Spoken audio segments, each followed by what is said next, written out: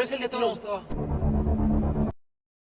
Welcome dear rockets. आज हम लेकर आए हैं एक नई सीरीज जिसका नाम है वेलकम टू ईडन। इसके दो पार्ट्स हैं, तो चलिए जल्दी से पहला पार्ट शुरू करते हैं। सीरीज की शुरुआत एक सुनसान आइलैंड में होती है जो समुद्र से घिरा हुआ है और यहाँ से बचना नामुमकिन है। अब जोआ नाम की एक औरत को दिखाते हैं जो चौंक कर नींद से उठती है। उसे कुछ भी याद नहीं है कि पिछले 12 घंटों में उसके साथ क्या हुआ, वो यहाँ कैसे आई है। अब वो परेशान होकर आइलैंड में ह्यूमंस को ढूंढती है। तभी उसको एक बॉटल मिलती है और जब वो उसको उठाने जाती है तो जोआ को फ्लैशबैक याद आता है। दरअसल एक हफ्ते पहले सिटी में जोआ ऑफिस से घर लौटती है और अपनी छोटी बहन गैबी से कुछ बातें करती है। कुछ देर बाद वो बिस्तर पर लेटी होती है और एक अननोन नंबर से उसको मैसेज आता है। उसको देखकर जोआ को बड़ा अजीब लगता है, लेकिन फिर भी वो उस अननोन नंबर को रिप्लाई करती है। उस नंबर से रिप्लाई आता है कि मैं एडन नाम की एक नई बेवरेज कंपनी का कॉरेस्पॉन्डेंट हूँ और हमारे प्रोडक्ट की लॉन्च पार्टी के लिए आपको सिलेक्ट किया गया है। वो एक्सप्लेन करता है कि एक मिस्ट्री आइलैंड में ये लॉन्च पार्टी रखी जाएगी और आपका पूरा एक्सपेंस कंपनी देगी। आप बहुत एंजॉय करेंगे, इसलिए मिस मत कीजिए। ये देखकर तो जुआ बहुत ही एक्साइटेड हो जाती है। आइलैंड में पार्टी और वो भी फ्री। वो तुरंत इस ऑफर को एक्सेप्ट कर लेती है, लेकिन तब कॉरेस्पॉन्डेंट कुछ गाइडलाइंस भेजता है जो उसको फॉलो करने होंगे। पहली गाइडलाइन होती है कि आप इस इवेंट की लोकेशन किसी को रिवील नहीं कर सकती। दूसरा ये कि आप अपने साथ किसी और को नहीं ला सकती। अब जोआ को ये गाइडलाइंस कुछ ज्यादा ही स्ट्रिक्ट लगने लग जाती है, फिर भी वो मान जाती है क्योंकि ये मौका बार बार तो मिलता नहीं। अब वीकेंड में वो अपने बैग्स पैक करके एक सीक्रेट लोकेशन पर पहुंचती है, लेकिन कंपनी के रूल्स के अगेंस्ट वो अपनी बेस्ट फ्रेंड जोइथ को साथ लेके आ जाती है। सीक्रेट लोकेशन पर उन्हें आल्डो नाम का एक आदमी मिलता है जो जोहा की तरह ही लॉन्च पार्टी के लिए सिलेक्ट हुआ है। फिर एक ऑटोमेटेड ड्रोन उनको एक पुरानी बिल्डिंग के दरवाजे तक लेके जाता है और वहाँ से उड़ जाता है। कुछ ही सेकंड्स में एक मास्क पहना हुआ आदमी आकर उनको अंदर लेके जाता है। वहाँ लॉन्च पार्टी के बाकी गेस्ट्स भी होते हैं। फिर ये तीनों उन सबसे मिलते हैं। तभी कुछ पार्टी बसेस वहाँ पर आती हैं और सब बड़े खुश होकर उन बसेस में चढ़ जाते हैं। रास्ते में नाच गाने के साथ एकदम पार्टी का माहौल होता है। कई घंटों बाद वे सी पोर्ट पहुँचते हैं और मास्क पहने हुए ऑर्गेनाइजर्स उनको बोट की ओर लेके जाते हैं। अब बोट में एंटर करने से पहले सभी को एक वेरिफिकेशन चेक पॉइंट से गुजरना पड़ता है। जोइथ जरा घबरा जाती है क्योंकि वो बिना इनविटेशन के आई होती है। फिर भी वो चेक पॉइंट पर चली जाती है, लेकिन इनविटेशन न होने के बावजूद उसको बोट में अलाउ किया जाता है। इसके बाद सभी गेस्ट्स को सर से पैर तक पूरा चेक किया जाता है और उन्हें मेटल डिटेक्टर से भी गुजरना पड़ता है। और आखिर में ऑर्गेनाइजर्स सभी गेस्ट्स के मोबाइल फोन मांगते हैं। इस पर तो सभी को शक होने लगता है, लेकिन ऑर्गेनाइजर्स की जिद के आगे वे कुछ नहीं कर पाते और सब अपने मोबाइल फोन्स उनको दे देते हैं। इस तरह सारी फॉर्मेलिटीज पूरी करके वे बोट के अंदर जाते हैं और वेकेशन आइलैंड की ओर अपना सफर शुरू करते हैं। करीब 1 घंटे के बाद वे अपने डेस्टिनेशन पर पहुंच जाते हैं और सबको एक रिस्ट बैंड दिया जाता है। फिर उनकी पार्टी शुरू होती है और वे रात भर डांस करते हैं और ड्रिंक्स पीते हैं। जोआ डैनियल नाम के एक आदमी से मिलती है और तुरंत उनका रोमांस शुरू हो जाता है। इसी बीच पार्टी की हेड ऑर्गेनाइजर जिसका नाम एस्ट्रिड है, वो एक अनाउंसमेंट करती है कि इस पार्टी में 100 लोगों को इनवाइट किया गया है, पर हमारे नए ड्रिंक को टेस्ट करने के लिए हमने सिर्फ 5 लोगों को चुना है। उनका नाम है अफ्रीका, लिबन, चार्ली, आल्डो और जोआ। अब इन 5 को भी अलग अलग जगह में ले जाकर मिस्ट्री ड्रिंक देते हैं। वे उसको तुरंत ही पीकर पार्टी एंजॉय करने के लिए लौटाते हैं। यहाँ जोइथ जोआ को ढूंढती है और एक टेंट पर पहुंच जाती है। वो देखती है कि 2 ऑर्गेनाइजर्स एक आदमी पर अटैक करके उसे पानी में डुबा रहे हैं। ये देखकर तो जोइथ घबराकर वापस भीड़ में जोआ को ढूंढने लग जाती है। दूसरी ओर जोआ को चक्कर आ रहे होते हैं और लगता है मिस्ट्री ड्रिंक से उस पर बहुत ही बुरा असर पड़ा है। उसे हॉलुसिनेशन होने लग जाता है और वो एक ऊंची चट्टान पर पहुंच जाती है। वो गिरने वाली होती है, लेकिन एक अजनबी आकर उसको बचा लेता है। उसके बाद भी वो हॉलुसिनेट करने लगती है और बेहोश हो जाती है। रात भर वो वहीं सोई होती है। अब सीरीज की शुरुआत का सीन दिखाया जाता है जब जोआ आइलैंड पर अकेली उठती है और आइलैंड में दूसरे ह्यूमंस को ढूंढ रही होती है। खुशकिस्मती से वो ड्रिंक को टेस्ट करने वाले बाकी 4 गेस्ट को देख लेती है। अब सब मिलकर आइलैंड को एक्सप्लोर करना चाहते हैं ताकि कोई क्लू मिले। कई घंटों की तलाशी के बाद वे रियलाइज करते हैं कि बाकी गेस्ट इनको छोड़कर बोट में यहाँ से जा चुके हैं। अब ये लोग क्या करेंगे? तभी एक ड्रोन आता है और इन्हें आइलैंड के दूसरे कोने में लेके जाता है। वहाँ एक मैंसन होता है जिसके अंदर इस आइलैंड के निवासियों को देखकर 5 शॉक हो जाते हैं। ऐसा लगता है कि इस इवेंट की हेड ऑर्गेनाइजर एस्ट्रिड उन लोगों की लीडर है। इस मॉडर्न सभ्यता में एस्ट्रिड इन 5 का स्वागत करती है। वो उन्हें समझाती है कि बदकिस्मती से कंपनी का बोट तुम्हें छोड़कर चला गया है, लेकिन वो जल्द ही तुम सबको लेने वापस आएगा। तब तक आप लोग यहाँ आराम से रह सकते हैं। ये सुनकर जोआ को जरा तसल्ली होती है, लेकिन उसे जोइथ की फिक्र होने लग जाती है कि वो कहाँ पर है। इन 5 को अलग अलग अपार्टमेंट में रखा जाता है जहाँ वे आइलैंड के दूसरे लोगों के साथ कमरे शेयर करते हैं। अब जोआ अपने अपार्टमेंट में जाती है और अपने नए रूममेट्स क्लाउडिया और निको से मिलती है। निको वही आदमी है जिसने जुआ को चट्टान से नीचे गिरने से बचाया था। फिर जुआ उसको थैंक करती है। जल्दी दोनों की दोस्ती हो जाती है और वे बातें करने लगते हैं, लेकिन क्लाउडिया चुपचाप दूर से उनको देख रही होती है। अगले दिन वे बोट के बारे में पूछते हैं तो बताया जाता है कि समुद्र में हाई टाइड चल रहा है, इसलिए बोट इस वक्त यहाँ पर नहीं आ सकते। ये सुनकर वे निराश हो जाते हैं, लेकिन फिर भी उन्हें विश्वास होता है कि बोट कभी न कभी तो जरूर आएगी। पर आर्लो को आइलैंड पर हो रही बातों को देखकर ऑर्गेनाइजर्स पर शक होने लग जाता है। अब अगले सीन में जोहा ऑर्जन नाम के एक आदमी से मिलती है और जोहा को उसका चेहरा कुछ जाना पहचाना सा लगता है। कुछ देर बाद उसे याद आता है कि ये पार्टी की रात जूहित के साथ था। जोहा उसको जूहित के बारे में पूछती है, लेकिन वो कहता है कि मैं इस नाम की किसी भी लड़की को नहीं जानता और ना ही किसी से मिला हूँ। अब उसको देखकर जोहा को जूहित की और ज्यादा चिंता होने लग जाती है। उसके जाते ही जोहा सेंट्रल मेंशन की ओर भागती है, पर वहाँ आयरलैंड के लोग थेरेपी एक्सरसाइज कर रहे होते हैं। अब जोहा का शक और बढ़ जाता है कि यहाँ पर हो क्या रहा है। तभी एस्ट्रिड उसे भी थेरेपी सेशन में शामिल होने को कहती है। पहले तो जोहा इनकार कर देती है, लेकिन एस्ट्रिड उसको कन्विंस कर ही लेती है। फिर एस्ट्रिड उससे उसके बचपन और फैमिली के बारे में पूछती है। फिर वो जोहा के बुरे एक्सपीरियंसेस के बारे में पूछने लग जाती है और बातों बातों में जोहा अपनी लाइफ की कुछ बहुत ही पर्सनल और सीक्रेट्स बातें उसको बताने लग जाती है। दरअसल जोहा का बचपन इतना अच्छा नहीं था क्योंकि उसकी माँ हीरोइन की एडिक्ट थी और उसके पिता हमेशा परिवार से दूर ही रहा करते थे।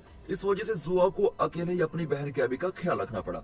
इस थेरेपी सेशन के बाद जोहा का मन काफी हल्का हो जाता है और एस्ट्रिड उसको गले लगाकर दिलासा देती है। अगली सुबह इनको बताया जाता है कि बोट कल यहाँ पर आने वाला है और ये सब कल घर जाएंगे। ये सुनकर सभी बहुत ही खुश होते हैं, पर आर्लो को अभी भी इस आइलैंड के लोगों पर शक होता है। वो डिसाइड करता है कि मैं बोट का इंतजार नहीं करूंगा और खुद किसी तरह से बच निकलूंगा। बाकी लोग तो आइलैंड के लोगों से घुल मिल जाते हैं। जोआ और निको क्लोज हो जाते हैं और दूसरी ओर इवॉन आइलैंड के एक आदमी के साथ क्लोज हो जाती है क्योंकि वो इवॉन का फेवरेट पियानो पीस बजाता है। उसी रात एस्ट्रिड और उसका पति एरिक गेस्ट को फेयरवेल पार्टी देते हैं, जिसमें आइलैंड के लोग रात भर पीकर डांस करते हैं। लेकिन आर्लो चट्टान पर चढ़कर देखता है कि सी शोर पर एक कार्गो बोट आइलैंड पर कुछ चीजें उतार रहा है। उसे लगता है कि यहाँ से बचने का यही एक आखिरी चांस है, इसलिए वो अपने साथियों को बताने के लिए भागता है। पर पार्टी में वो सिर्फ चार्ली से मिल पाता है और उससे अपना प्लान बताता है, पर चार्ली नशे में धुत होता है और उसको इग्नोर ही कर देता है।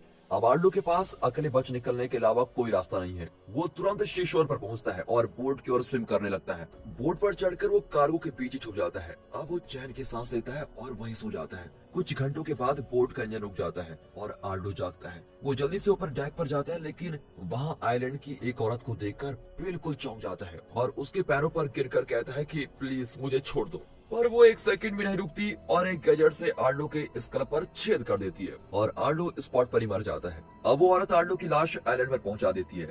तब बताया जाता है कि इस आइलैंड के लोग एक कल्ट ग्रुप के मेंबर्स हैं और एस्ट्रिड उनकी लीडर है। एस्ट्रिड आइलैंड वासियों को ऑर्डर देती है कि वे इन गेस्ट को रिझाते रहें ताकि वे हमेशा के लिए इस आइलैंड पर ही रह जाएं। अगली सुबह घर जाने की खुशी में जोहा फ्रेश होकर बोट का इंतजार करने लगती है। वो बाकी गेस्ट को ढूंढती है तो रियलाइज करती है कि आर्लो तो गायब है। वो अपने साथियों से उसके बारे में पूछती है तो चार्ली बताता है कि कल रात आर्लो ने यहाँ से बचने का कोई प्लान बताया था। अब जोहा को बहुत ही घबराहट होती है और आइलैंड के लोगों से उसको बहुत डर लगने लग जाता है। दूसरी ओर कल्ट के लोग अफ्रीका और इबन को इतना रिझाते हैं कि दोनों यही रहने का फैसला कर लेते हैं। फिर वे कॉन्ट्रैक्ट साइन करके इस कल्ट के मेंबर्स ही बन जाते हैं। अब सिटी में दिखाते हैं तो जोहा की बहन गैबी बहुत ही परेशान होती है कि जोहा कहाँ गायब हो गई। वो अपनी ड्रग एडिक्ट माँ से मदद मांगती है। दोनों एक पुलिस ऑफिसर से कंप्लेंट दर्ज करवाती हैं, लेकिन पुलिस इस बारे में कोई पूछताछ नहीं करती। अब गैबी अपने माँ से कहती है कि हमें पुलिस पर और जोर डालना होगा, लेकिन उसकी माँ भी उसकी बात को इग्नोर कर देती है। तंग आकर गैबी अब जोहा का कमरा सर्च करती है तो उसको जोहा को फोन मिलता है।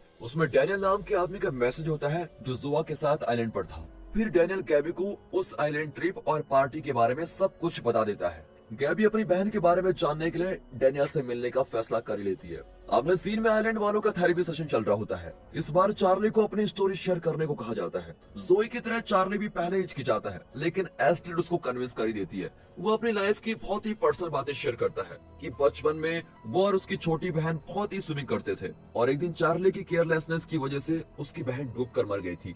तब से चार्ली की माँ उससे नफरत करने लगी थी और उसने चार्ली से बात करना बंद कर दिया था।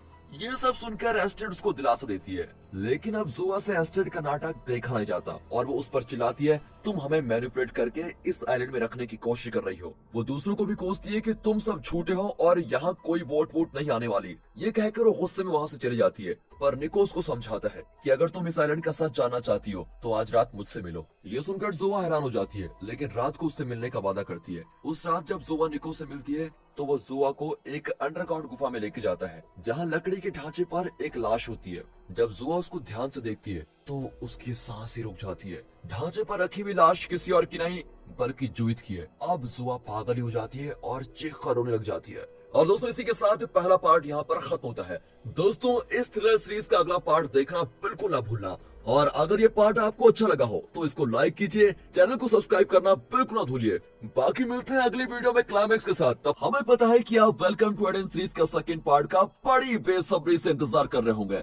तो चलिए शुरू करते हैं, देरी किस बात की। इस पार्ट की शुरुआत एक फ्लैशबैक से होती है जिसमें बताते हैं जूहित की मौत कैसे हुई। दरअसल जूहित दूसरे गेस्ट के साथ पोर्ट में आइलैंड से बाहर नहीं गई थी बल्कि उसे ऑर्जन और इस कल्ट की जल्लाद ब्रेंडा ने किडनैप कर लिया था। जूहित ने ब्रेंडा के आगे घुटने तक टेक दिए थे और जान की भीख मांगी थी, लेकिन ब्रेंडा ने उसकी एक नहीं सुनी और अपने मेटल डिवाइस से उसके स्कल पर छेद ही कर दिया, वैसे ही जैसे आल्डो के साथ किया था। अब प्रेजेंट में दिखाते हैं कि जूहित की दर्दनाक मौत से जुआ बहुत ही दुखी हो गई है। वो कमजोर फील करने लगी है और दिन रात बिस्तर पर पड़ी पड़ी जूहित के बारे में सोचती रहती है। उसी शाम को एक खतरनाक तूफान आता है जिसकी वजह से जुआ और आइलैंड के दूसरे लोग सेंट्रल मॉड्यूल में रहने लग जाते हैं, लेकिन चार्ली तूफान में फंस जाता है। तभी एक पोल पर तेज बिजली गिरती है और उस इम्पैक्ट से वो दूर जाकर गिरता है जिसकी वजह से उसकी पसलियों में फ्रैक्चर आ जाता है। फिर उसको तुरंत आइलैंड के क्लिनिक में लेके जाया जाता है जहां डॉक्टर उसका इलाज करते हैं। उसे ज्यादा चोट तो नहीं आई होती है लेकिन फिर भी उसे क्लिनिक में एडमिट किया जाता है। यहाँ सेंट्रल मॉलिक्यूल में जुआ बेल नाम की एक औरत से दोस्ती कर लेती है जो इस आइलैंड की रहने वाली है। बेल जुआ को बताती है कि यहाँ आने वाले हर नए गेस्ट को इस आइलैंड के एक निवासी से जोड़ दिया जाता है जिसे लिंक कहते हैं, और इस लिंक का काम है कि वो नए गेस्ट का ब्रेन वॉश करे और उसे इस कल्ट का मेंबर बनने के लिए कन्विंस करे। बेल उसे ये भी बताती है कि तुम्हारा लिंक निको है, इसलिए तुम उससे दूर ही रहा करो। अब ये सुनकर जुआ बिल्कुल शॉक हो जाती है। अब जुआ सीधे निको के पास जाती है और उस पर इल्जाम लगाती है कि तुम मुझे मैनिपुलेट करने की कोशिश कर रहे हो। निको समझ जाता है कि आइलैंड के किसी निवासी ने यहाँ का सारा राज जुआ को बता दिया है, लेकिन फिर भी वो जुआ से कहता है ये सब झूठ है। फिर निको जाकर एस्टेड को सारी बातें बताता है। अब उनकी बातों से हमें पता चलता है कि दरअसल इन लोगों का प्लान था कि वे जूहित का खून करेंगे और निको के जरिए जुआ को उसकी लाश दिखाएंगे ताकि वो डर के मारे इस आइलैंड में रहने के लिए मान जाए। लेकिन अब निको बताता है कि ये प्लान फेल हो गया है क्योंकि जुआ डरने के बजाय और जिद्दी हो गई है और अब हम सबसे बदला लेना चाहती है। ये सुनकर एस्टेड डिसाइड करती है कि जुआ उनके लिए खतरा बन चुकी है, इसीलिए उसे खत्म कर देना बेहतर होगा। वो अपने हेड गार्ड लिसस को ऑर्डर देती है कि तुम तुरंत जुआ को लॉफ्ट में लेके आओ। जब लिसस जुआ को वहाँ लेके आता है तो एस्टेड ब्रेंडा को ऑर्डर देती है इसे खत्म कर दो, लेकिन इससे पहले कि ब्रेंडा अपने डिवाइस का ट्रिगर दबाए जुआ माफी मांगती है और कसम खाती है कि वो इस आइलैंड से बचने की कोशिश बिल्कुल नहीं करेगी। अब उसकी ये बात सुनकर एस्टेड बड़ी खुश हो जाती है और उसको जीने का सेकंड चांस देती है। जुआ जानबूझकर सेंट्रल मॉड्यूल में लौट आती है। वो निको से बहस करती है कि तुमने मेरे बारे में एस्टेड को पट्टी पढ़ाई। अब रात को सभी सो जाते हैं लेकिन जुआ निको को एक स्क्रू ड्राइवर से मारने की कोशिश करती है। तभी उसकी रूममेट क्लाउडिया आकर उसको रोक देती है। दूसरी ओर कल्ट की हेड इंस्पेक्टर मेका हॉस्पिटल में चार्ली से मिलने आती है। दोनों की वहीं पर दोस्ती हो जाती है और मेका चार्ली को अपने अपार्टमेंट में इनवाइट भी करती है। फिर चार्ली उसका इनविटेशन स्वीकार करते हुए उसके अपार्टमेंट में पहुंच ही जाता है और दोनों लॉफ्ट में रात बिताते हैं। अगले दिन जो और क्लाउडिया अपने कमरे में लौट आती है। क्लाउडिया उसे बताती है कि उसके बॉयफ्रेंड ने यहाँ से बचने की कोशिश की थी लेकिन वो पकड़ा गया और आइलैंड के हायर ऑफिसर्स ने उसको मार डाला, लेकिन फिर भी क्लाउडिया यहाँ से बचना चाहती है और जुआ को अपना प्लान बताती है। वो कहती है कि 2 हफ्तों में एक बार यहाँ एक बोट आएगी और नए गेस्ट लाए जाएंगे। उन्हें यहाँ छोड़कर बोट मेनलैंड चली जाएगी और मैं उस बोट में बचना चाहती हूँ ताकि किसी को शक न हो। अब जुआ को उसका प्लान ठीक लगता है और वो भी उसके साथ निकलने का फैसला कर लेती है। अगले दिन जुआ चार्ली और इवॉन से मिलती है और उन्हें आइलैंड का पूरा रहस्य बता देती है।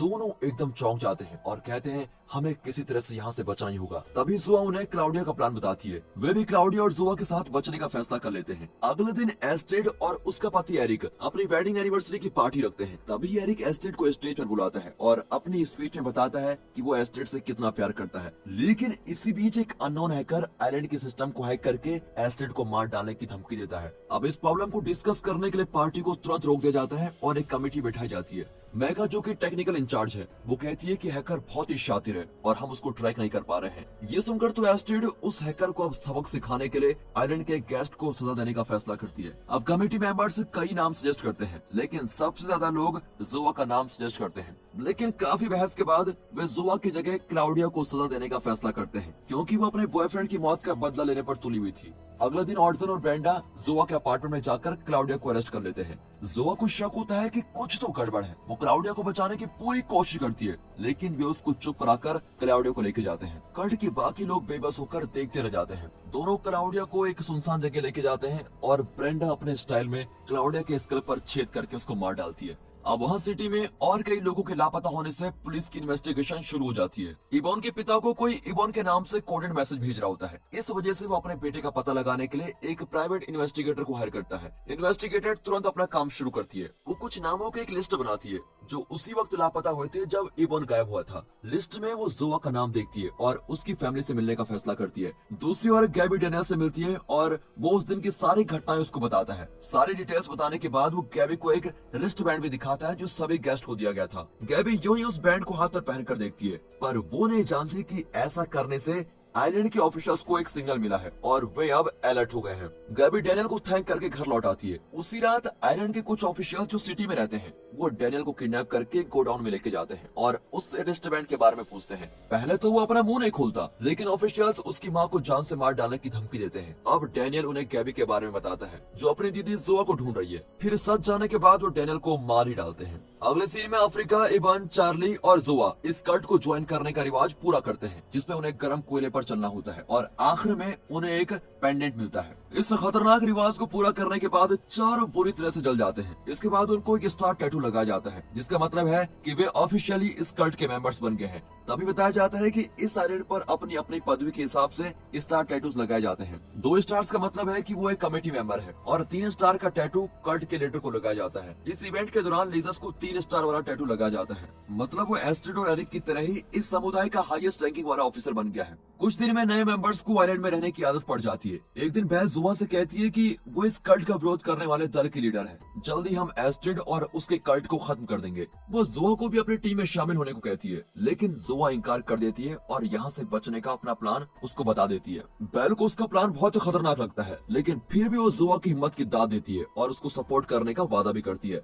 उसी रात मास्क पहना हुआ एक आदमी एक चुराए हुए की कार्ड से एस्ट्रिड और एरिक के अपार्टमेंट में घुस जाता है और उनको मारने की कोशिश करता है। वो एस्ट्रिड का मुंह बंद करके उस पर चाकू मारने की कोशिश करता है, लेकिन एस्ट्रिड की चीख सुनकर एरिक उठ जाता है और उस आदमी से लड़ता है। वो आदमी एरिक को नीचे गिरा देता है, लेकिन तब एस्ट्रिड उस पर कूद पड़ती है और उस आदमी की ताकत के आगे एस्ट्रिड कुछ नहीं कर पाती। आखिर वो आदमी एरिक की गर्दन पर चाकू काटकर जल्दी भाग जाता है। फिर एस्ट्रिड एरिक को हॉस्पिटल ले जाना चाहती है, लेकिन वो मना कर देता है क्योंकि इससे समुदाय में तनाव फैल जाएगा। इसीलिए वे आइलैंड के एक सुनसान कोने में जाते हैं जहाँ आइजैक नाम का एक लड़का रहता है। आइजैक तुरंत एरिक के घावों पर दवा लगाता है और एक डॉक्टर की तरह उसकी देखभाल करता है। अगले सीन में एस्ट्रिड कमेटी की मीटिंग बुलाती है और बताती है कि सिटी से एक फ्रेश बेंच यहाँ पर आने वाला है और हर डिपार्टमेंट को अपनी ड्यूटी ठीक से करनी होगी, याद रखना। वो पिछली रात हुई घटना का कोई जिक्र नहीं करती है। मीटिंग के बाद सभी ऑफिशियल्स आइलैंड के दूसरे लोगों को मीटिंग की बातें समझाते हैं। अब चार्ली और जोआ को यकीन हो जाता है कि यहाँ से बचने का मौका जल्द ही आने वाला है, लेकिन तभी लीजर्स उन्हें पार्टी अरेंजमेंट का कोई काम देता है। मतलब रात भर वे सीसीटीवी की निगरानी में रहेंगे और बचने के बारे में सोच भी नहीं सकते।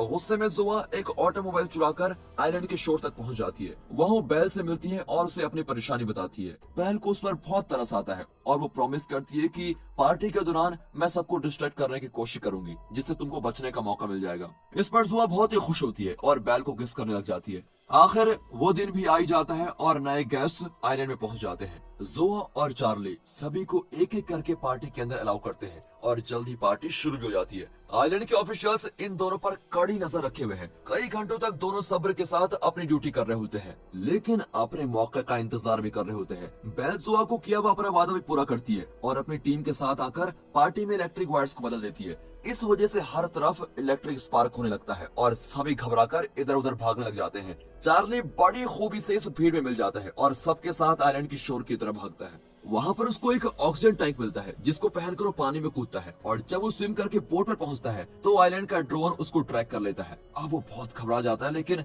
फिर पता चलता है कि सर्विलेंस का कंट्रोल मेगा के हाथ में है। अब चार्ली को यहाँ से बचते हुए देखकर वो बड़ी कंफ्यूज होती है कि वो एस्ट्रिड को बताए कि ना बताए, लेकिन वो चार्ली से प्यार करने लगी थी और इस वजह से वो चार्ली को बचने देती है और अपना ड्रोन दूसरी तरफ घुमा देती है। आइलैंड पर जोआ भी भीड़ के साथ सीशोर पर पहुंच जाती है, लेकिन बहुत देर हो चुकी है अब और लेसियस उसको पकड़ लेता है। वो उसको जोर से किक करता है और उसकी गर्दन पकड़ लेता है। लेकिन एन वक्त पर इवान आकर उसको बचा लेता है और इवान और लिसियस के बीच एक खतरनाक लड़ाई होती है और बहुत देर बाद इवान लिसियस को पानी में डुबाई देता है। फिर मौका पाकर जुआ पानी में कूद जाती है और बोट की ओर स्विम करती है। बीच रास्ते में वो बोट पर एक लड़की को देखती है। गौर से देखने पर पता चलता है कि ये उसकी बहन गैबी है। अब इससे पहले कि जुआ कुछ कर सके, गैबी को एक स्पीड बोट में आइलैंड की ओर ले जाया जाता है। अब जुआ अपने बचने के प्लान को छोड़ देती है और पानी के बीच तैरती हुई अपनी अगली चाल प्लान करती है। और दोस्तों इसी के साथ कैमरा डूब जाता है और सीरीज के सीजन फर्स्ट का फाइनल पार्ट यहाँ पर खत्म होता है। दोस्तों जैसे सीरीज का दूसरा सीजन रिलीज होगा तो हम आपके लिए उनकी वीडियोस बनाने की जरूर कोशिश करेंगे और अगर ये पार्ट आपको अच्छा लगा तो इसको लाइक कीजिए और चैनल को सब्सक्राइब करना बिल्कुल मत भूलिए। बाकी इस सीरीज की वीडियोस को अपनी फैमिली एंड फ्रेंड सर्कल में शेयर जरूर कीजिए। मिलते